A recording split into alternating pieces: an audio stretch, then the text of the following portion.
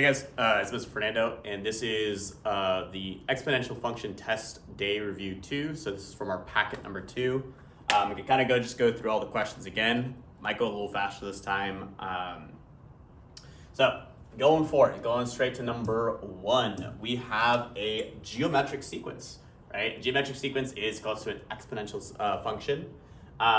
First part of this, right, is a(n), because we do not know the term that we want, so it's the nth term. And that's going to be equal to the very first number. In this case, it is 1 times what's the rate. In this case, it is multiplying by 5 every single time. So each number is being multiplied by 5.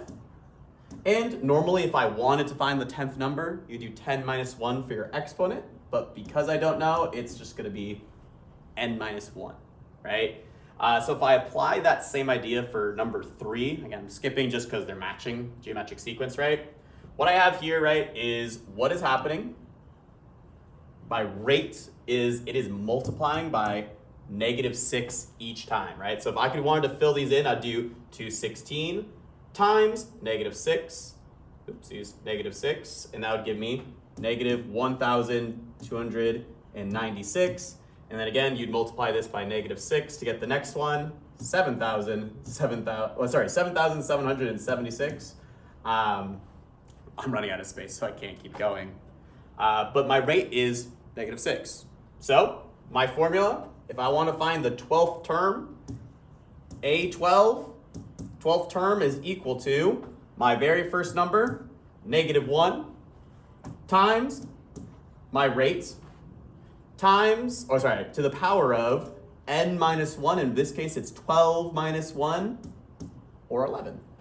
And this is how you'd solve the problem. So from here, it would be parenthesis -6 to the power of 11 times -1, and you're going to have a really large number. It's going to be, let's see, 797, 056. So we have 362,797,056. So what about arithmetic sequences? Well, arithmetic sequence, right, it's different than an exponential function. It's about what you're adding each time. So in this case, right, if I want the nth term, starting with the beginning number, it is 9.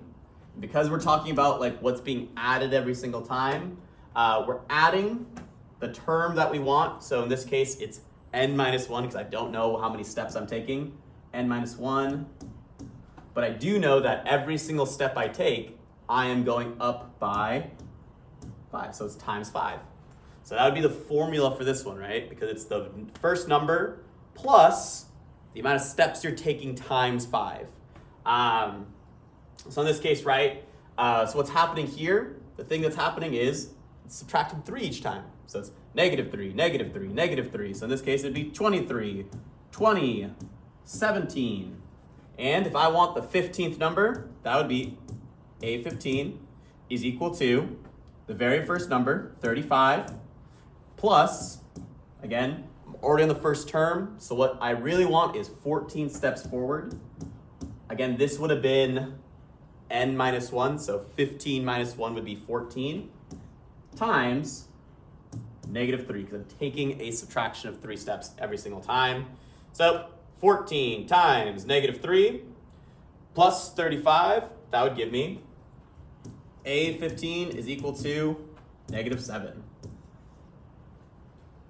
Continuing on, we have just, let's see, is this it's an increase? I can read, I can spot it right away. It's a exponential growth, right? So we're talking about how in 1985, there was 285 cell phones, right? We're multiplying that initial number by its growth rates. So it's increasing by 75%. If you multiply by 0.75, you're getting a smaller number, right? So you're multiplying actually 100% plus 0.75. And then the exponent that we would do for here, right, is how many years are we talking? We're talking about a growth from 1985 to 1994. So that's going to be 9 years. So 285 times 1.75 to the power of 9 years. So if I did that, 1.75 to the power of 9 times 285, you'd have, after a growth of 75% each year, you'd have 4,387. Round to the nearest whole number, so that's it. That's gonna be just my final answer. There's 4,387 users. Decimal-wise, I would have had, oh, actually, I am rounding. I am gonna be rounding. Crap, I'm so sorry. It would have been a 1 there, but when you round, that's the 2. So I'm so sorry. On a calculator, I mean, you guys can hopefully maybe see that. I don't want to blur the camera. That should be what you have. For this one, Rory bought some land in 1960 for $30,000. So again, initial value is $30,000. And it is every year the value of the land increased by 5%. So it's another growth, right? So 100% plus my growth of 5%. But for how many years? So from 1960 to 2011, that's 51 years. So that's a lot of years it's compounding, and it's compounding every year. It's not compounding, it's just a simple interest rate, sorry. So this one would be 1.05. I get that from right here, right? 1.05 to the power of 51 times 30,000. And you'd end up getting, oh, this is Rory, good for you. 6, 1, 2, 2, 3, and it says, doesn't say to round, so I'm just gonna round to the nearest dollar because we're talking about money. So the value is 361,223. So should have bought property in 1960. What were you doing, huh? Because you could have all of this for 30,000 after that much growth. Continuing on, we got a tables where we're identifying, is it linear or is it exponential? You are just looking at the y values in this case, right? You mean you could use it another method, but in this case, you are just looking to see from each number, are you adding something or is it being multiplied by the same number each time or divided by the same number or subtracted? In this case, because all we're doing is we are adding, what are we adding? We're adding 6. We're adding 6 every single time. It's plus 6, plus 6, plus 6, plus 6. So because I'm adding 6 every single time, this is going to be linear. It's a linear function because it's just constantly going up by 6 every single time. This next one though, okay, add 6. Oh, doesn't add 6 here. So what's the pattern here? It's multiplying by 2. Times 2, times 2, times 2. So I know this, that because it's times 2, this is a exponential.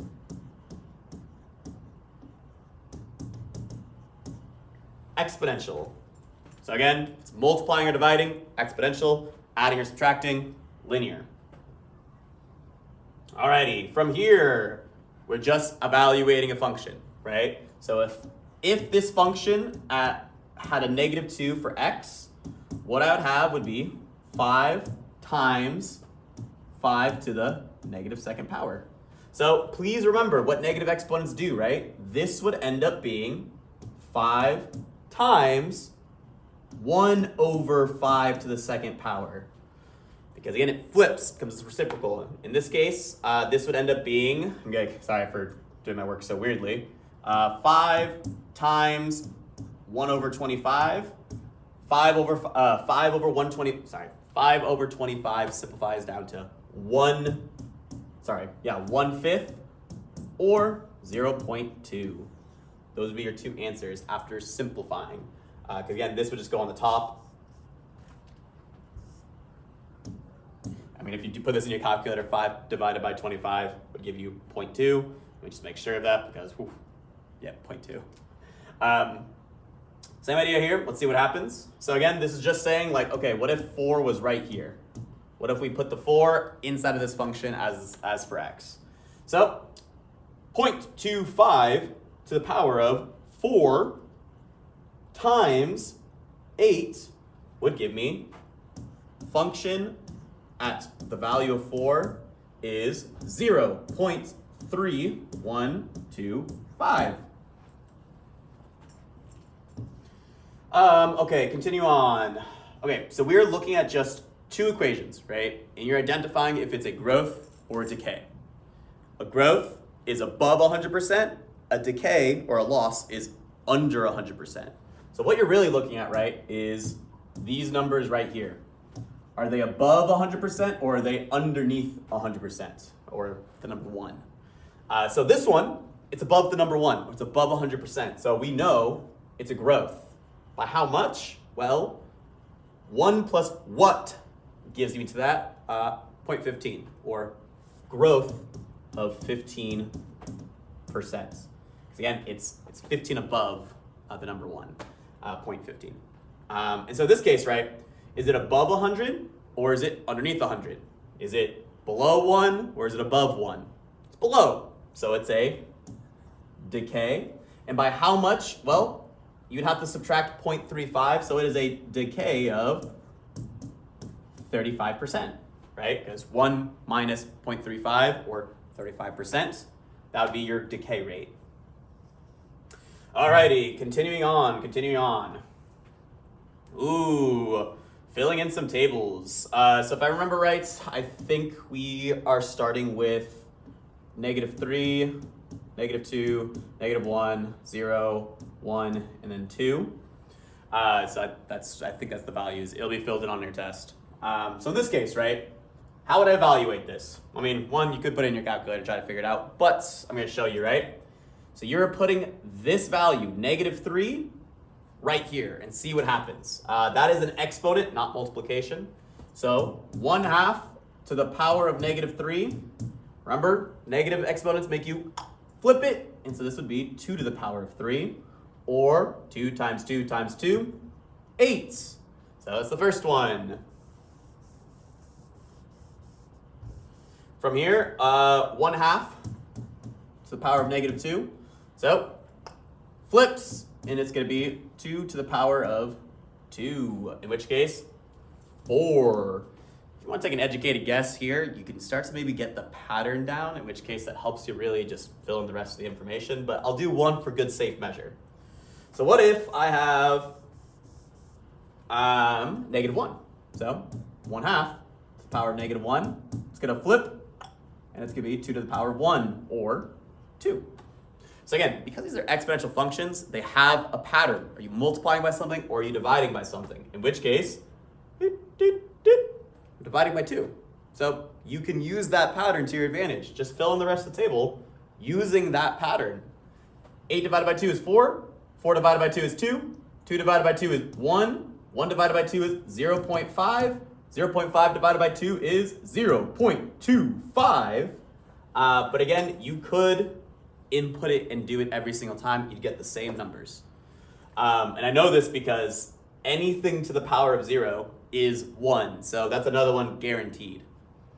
If I was graphing this, oh goodness, let's see how well I can graph this. So if this is starting at -1, 2, 3, this is -3 right here, I'd be going to the number 8. So there's my first point right here.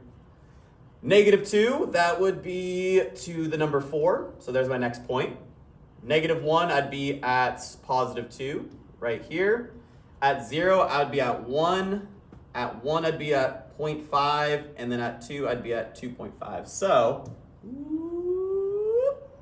there you go. Exponential function. Next one. So in this case, right again, -3, -2, -1, 0, 1, and 2. So I'm going to execute this right. -3 goes right here, and then you're going to solve. So in this case, right, I have 1/2 times 4 to the -3rd power. Reminder that this then makes it flip. So you now have 1/2 times 1 to the 1 over 4 to the 3rd power. This ends up simplifying down to 1/2 times, what is this? 4 times 4 is 16, times 4 again would be 64. And so that's going to end up being 1/28, 1 over 1/28. Super tiny number, super one tiny number. Whatchamacallit?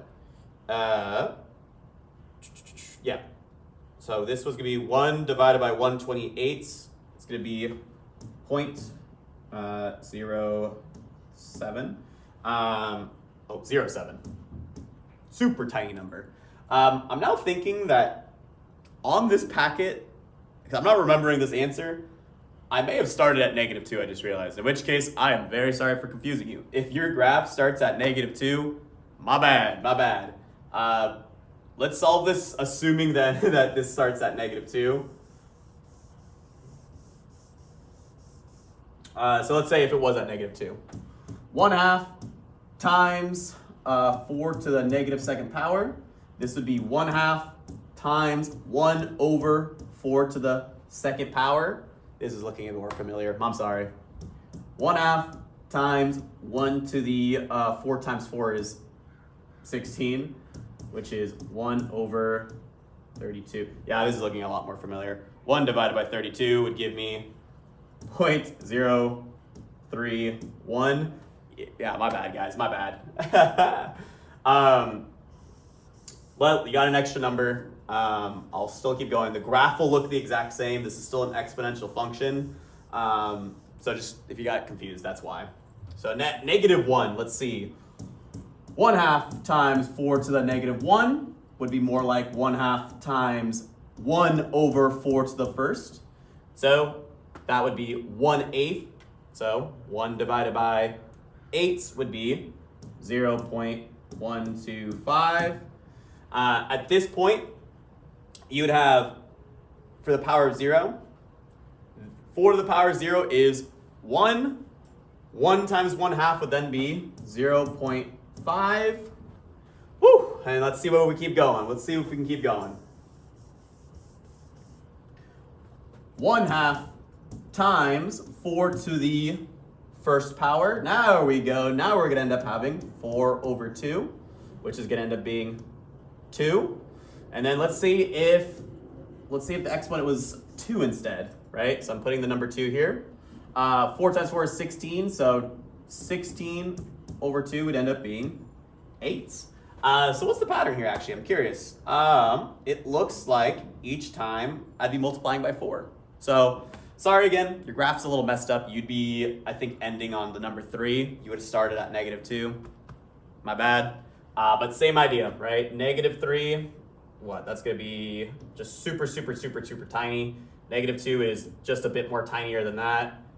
A little bit more tinier than that. At 0, I'd be at 0.5. Again, my graph is, I have big dots for a small graph, so that is my bad, guys. At 1, I'm now actually going to start lifting up. At 2, I'd be at the number 8. Your graph should end up going up, though. It's an exponential growth in this case because you're multiplying by 4 each time. My bad. Last two questions. I think we're doing it based on time. So this is a compound interest. So you got to be aware that you are going to end up needing to know what are you dividing your interest by, because these are yearly interest rates. They're yearly interest rates that you're dividing by how much is being compounded. So in this case, my initial number would be $14,650, and it's being multiplied by 100% plus my APR. This is a credit card, right? This should be a credit card. A credit card at 29%, 29.99%. So this would be 0.2999. And credit cards compound daily. Credit cards compound every single day. Every single day of a year would be dividing by 365. And it tells you how many days? 82. So again, you divide by how much you're compounding by. And then because you're compounding by days and it gives you how many days it wants, that's going to be your exponent. So 2999 divided by 365 plus 1, don't forget the plus 1, to the power of 82. Sorry, I think I said 85 earlier.